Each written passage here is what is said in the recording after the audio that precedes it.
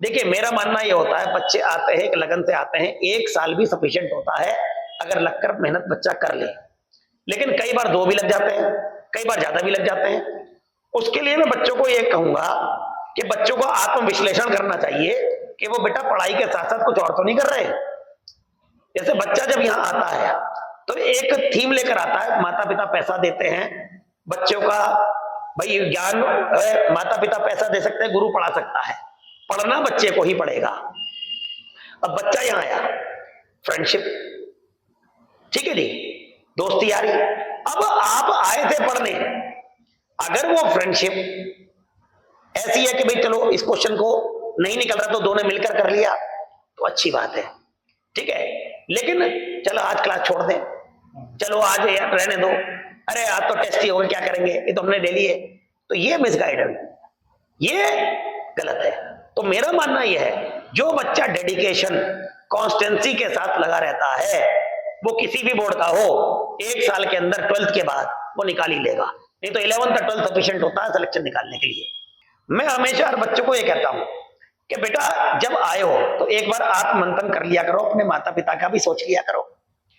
आप अपने पापा का सोचो क्या कर रहे हैं, मदर के बारे में सोचिए कि हाउस वाइफ है, वर्किंग लेडी है, तो कितने बजे सुबह जा रही है, या पापा इस समय है ना शर्ट भिगोकर कहां काम कर रहे होंगे जैसे मैं जी। एक मैं बहुत साधारण टीचर हूं और जब मैं यहां से निकलता हूं चाहे कितने एसी लगे हों मेरी शर्ट भीगी रहती है जी। और अभी भी मुझे लगता है कि इसमें से ठीक है पसीना टपक रहा होगा जी जी, ठीक है। अब मेरा बच्चा अगर इस चीज को देखेगा तो मुझे लगता है कि वो अपने दिशा से विहीन नहीं होगा। सबसे पहले अपने माता पिता का सोचो, पहला पॉइंट। दूसरा पॉइंट, कभी भी मन इधर उधर हो तो आपके टीचर और माता पिता से बेटर आपको गाइडलाइन कोई नहीं दे सकता। अवॉइड द पीयर प्रेशर, अपने सिर पर जो प्रेशर डेवलप होता है, आप जाके अपने मित्र से कहोगे तो आपका मित्र क्या कहेगा, मित्र तो कहेगा यार छोड़ ये तो सब चलता ही रहता है, जैसे आजकल की जनरेशन जी है। अगर आपने पापा से बात की तो पापा क्या कहेंगे, अरे बेटा कोई बात नहीं, अरे हो जाएगा टेंशन मत ले। अरे पिता ने इतनी बात बोल दी, मैं कहता हूं 90% बाहर सिर से कम हो जाएगा जी जी। तो मेरा कहने का मतलब यह है आप बाहर जाकर बात करो, अपने घर में बात कीजिए, अपने गुरुओं से बात कीजिए। और कई बच्चे हमसे आते हैं, अभी 2 दिन पहले भी एक बच्ची आई आकर पूछने लगी कि सर अभी रीनीट है, बड़ा प्रेशर हो रहा है।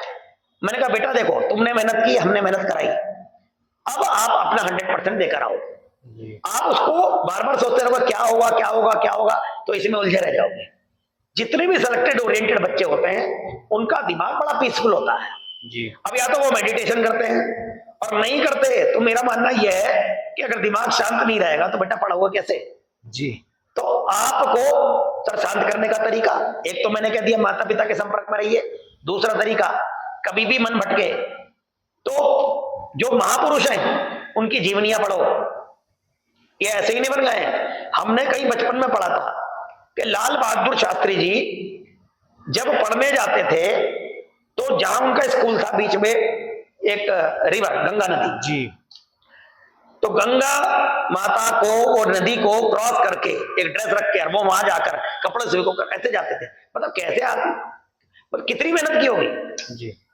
तो जितने महापुरुष हैं वो ज्ञान हमेशा फोकस करते हैं किसकी तरफ, कि ज्ञान अर्जित कीजिए, विद्या की तरफ आगे बढ़िए, क्योंकि भैया शिक्षा से बड़ा हथियार कोई होता ही नहीं किसी समाज को सभ्य बनाने के लिए।